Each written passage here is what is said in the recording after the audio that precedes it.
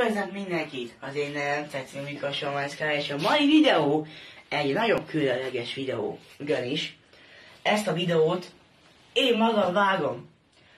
Nem gondoltam volna, hogy ezt ki fogom mondani. Egyébként nem ez az első videó, amit én vágom, mert a harmadjára újra értek Hunger nyomában első részét is én vágtam. Már ki van a csatornán. Meg egy sorozat is, ami short formájában itt a YouTube-on nem örvendezett töltett népszerűségnek, viszont már TikTokon több mint 1400-an megnézték.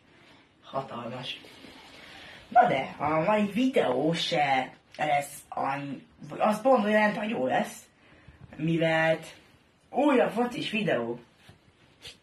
Hihetetlen. Az 2024-es Európa-bajnokság csoportjait fogom megtippelni. A csoport: Németország, Svájc, Skócia, Magyarország. Hát nem gondoltam volna, hogy az A csoportba kerülünk, de ez az első olyan csoport, vagy ez az első olyan sorsolás, amikor minden elfogulatlanság nélkül tudom Magyarországot első helye titulálni.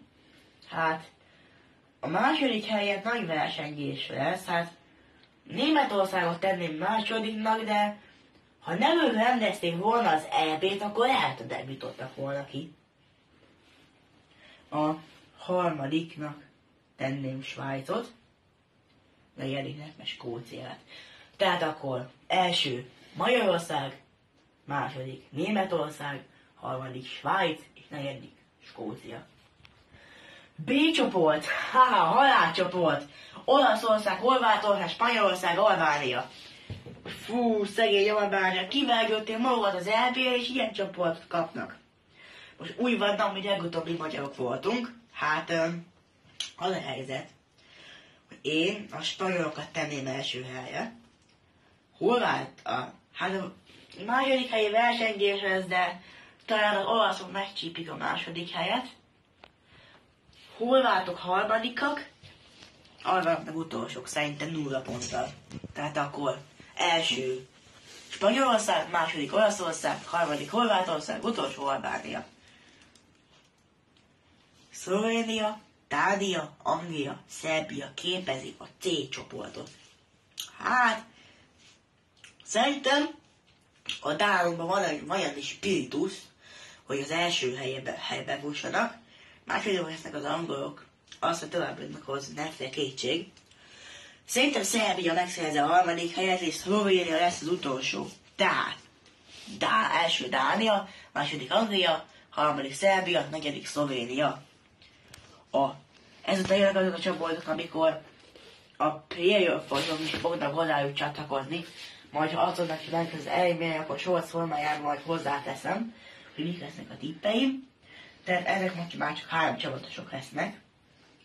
Ausztria, Franciaország, Hollandia. Hát egyáltalán Franciaország lesz az első, Hollandia a második, Ausztria a harmadik.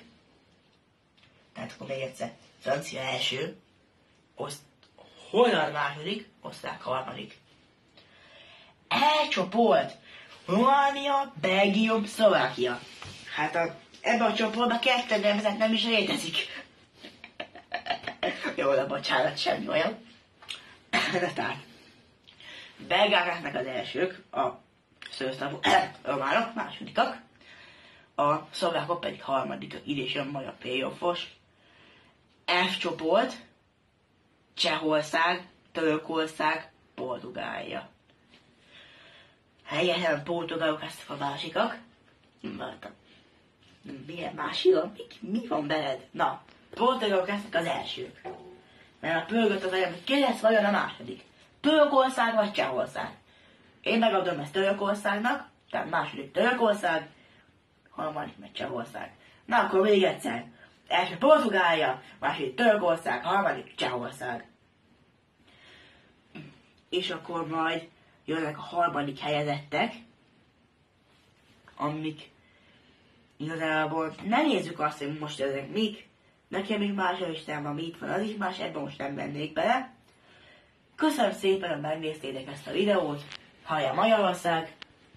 Ha szeretnétek még ilyet lenni, akkor pöcköljétek meg a feliratkozás gombot, és a lájkot is mutassátok fel nekem, mert én visszamutatom. Én Cető Miklós voltam, Sombesz Király. Na, sziasztok!